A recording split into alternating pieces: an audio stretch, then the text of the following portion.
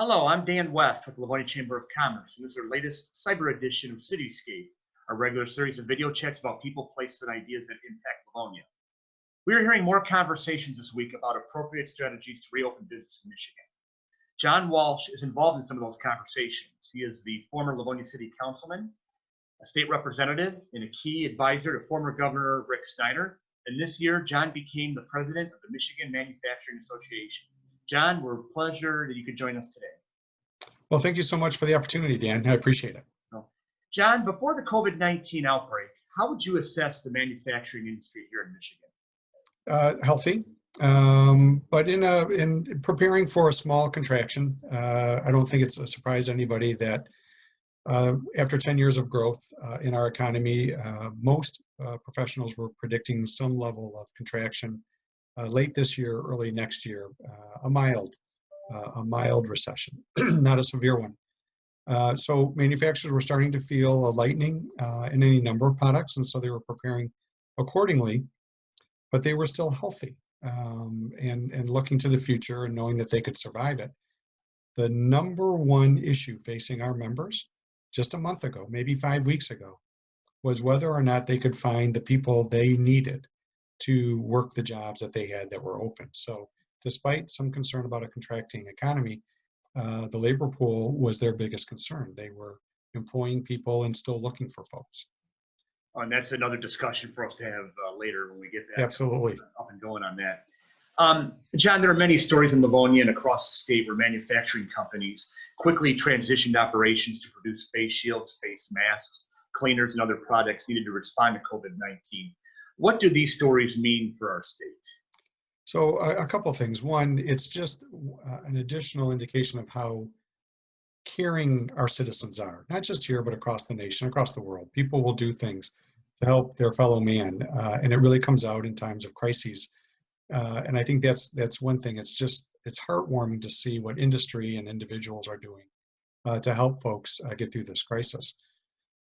What it also means was the opportunity to keep people productive and employed at their workplaces to help a business get through. They're not only helping our society, but they're surviving.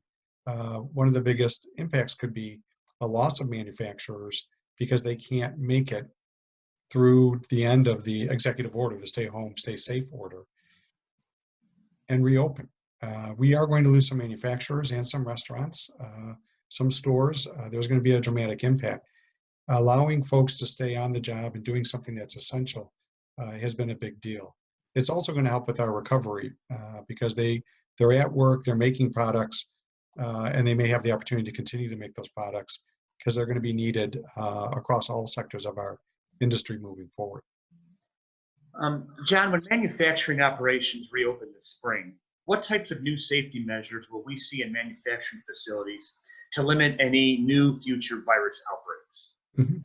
Yeah, that's a really good question and something that we're working on that a lot of folks across the state and across the nation are. I can simplify it and then it becomes more complicated, industry by industry and size of industry. But it's employee screening as they arrive at work. Do they have a temperature?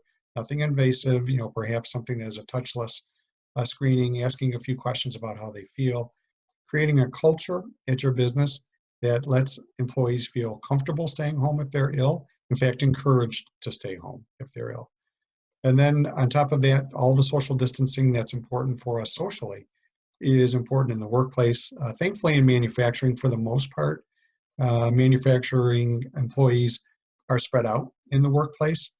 They do connect when parts are moving from one station to another or when they're being assembled and ready for packaging. So our industry is working on how to address that.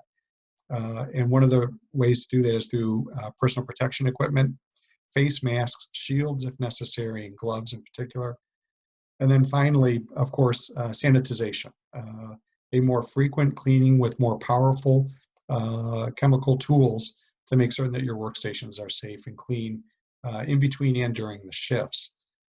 The one point that I'd like to make, and I inferred a little bit about when we were talking about PPE, is we know that there has been this huge demand by the hospital system and first responders for that personal protection equipment. and manufacturers, industries trying to fill that. We're going to need to fill that in the workspace. Employees are going to want to feel safe. They may want masks at the workplace or gloves, that increased sanitization. All of that requires products, chemicals, and effort.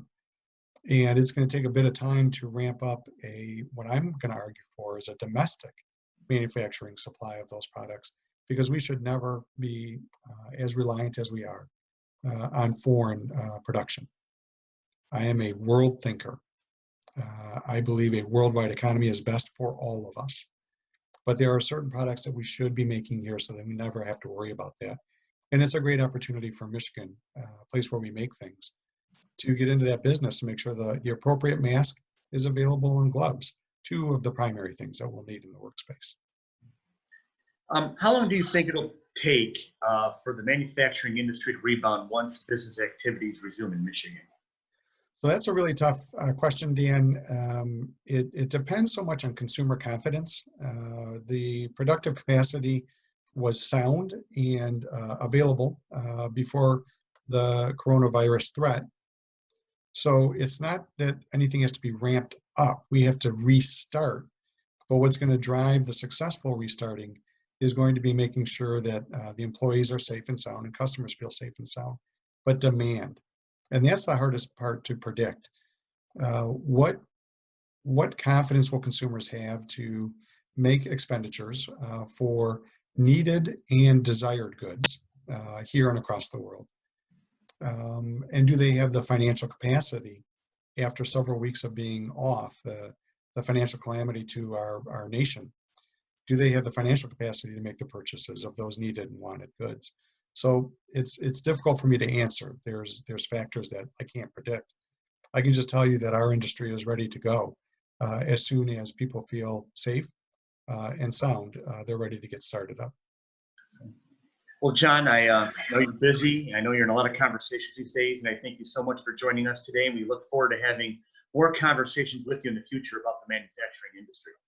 And I look forward to that. That'll be great. Thanks, Dan. We appreciate everyone for watching this episode of CityScape, and we'll see everyone next time. Thanks.